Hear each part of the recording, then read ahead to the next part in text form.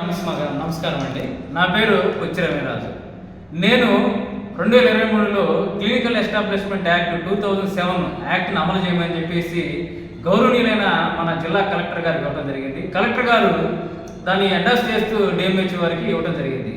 సరే, నేనేం చేశానంటే ఆర్టీఐ ద్వారా నేను ఇచ్చిన అర్జీ యొక్క స్టేటస్ తెలుసుకోవడానికి ఈ మధ్యకాలంలో ఆర్టీఐ వేసాను.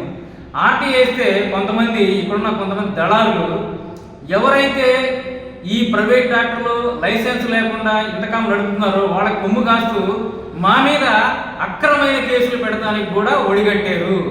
అంటే కేవలం ఆ ప్రైవేట్ డాక్టర్లతో, ఆ స్కాన్ డాక్టర్లతో వీళ్ళు కొంత డబ్బు తీసుకుని మేము ఇక్కడ దళిత లీడర్లు మేము ఏదైనా చేస్తాము, ఆర్టీఐలో మేము పిహెచ్డీ చేసాము, ఆర్టీఐలో కొంత అనుభవం ఉంది, మేము ఏదైనా చేయగలం, మేమే చేయాలని చెప్పేసి వాళ్ళ దగ్గర డబ్బులు తీసుకుని వెళ్ళేసి మన బాపట్ల జిల్లా గౌరవనీయులైన ఎస్పీ గారిని కలిసి మా మీద అక్రమమైన కేసులు పెడతానికి వాళ్ళు ఒడిగట్టారు. ఏ ఆధారం లేకుండా కేసు పెడతానికి వాళ్ళు ఒడిగట్టారు. ఎందుకంటే ఈ రోజున ఒక యాక్ట్ అడిగినందుకు కేసు పెడతారా, ఆర్టీఐ వేసినందుకు అక్రమ కేసులు పెడతారని చెప్పి అడుగుతున్నాను. మా మీద పోలీస్ డిపార్ట్మెంట్ వారు అక్రమంగా కేసులు కానీ కడితే మేము హోమ్ రిట్ వేయడానికి కూడా సిద్ధంగా ఉన్నాము. అదేవిధంగా అక్రమ అధికారులకి ఎవరైతే వస్తాదు బడుగు సపోర్ట్ చేస్తున్నారో గౌరవ హైకోర్టు ఆఫ్ ఏపీలో బ్రిట్ మ్యాండమస్ మరియు బ్రిట్ ప్రోపిగేషన్ కూడా వేయడానికి మేము సిద్ధంగా ఉన్నామని చెప్పేసి చెబుతున్నాను. మరి ముఖ్యంగా ఇక్కడ ఒక దండుపాలెం బ్యాచ్ తయారైంది. వీళ్ళు ఏంటంటే ఒక అధికారి మీద లేకపోతే అవినీతి జరుగుతున్న ఆర్టీ వేస్తే వీళ్ళు వెళ్ళిపోయి మేమున్నాము, మేము మీకు సపోర్ట్ చేస్తామని చెప్పేసి వాళ్ళ దగ్గర కొత్త డబ్బు తెచ్చుకుని వీళ్ళు అక్రమ కేసులు పెడుతున్నారు మా మీద. ఈ అక్రమ కేసులు కనుక మా మీద పెడితే రాష్ట్ర వ్యాప్తంగా దళిత సంఘాలు, ప్రజా సంఘాలను పిలిచి త్వరలో ఇక్కడ ధర్నా చేయబోతున్నాము. జై భీమ్, జై భారత్. అందరికీ నమస్కారం.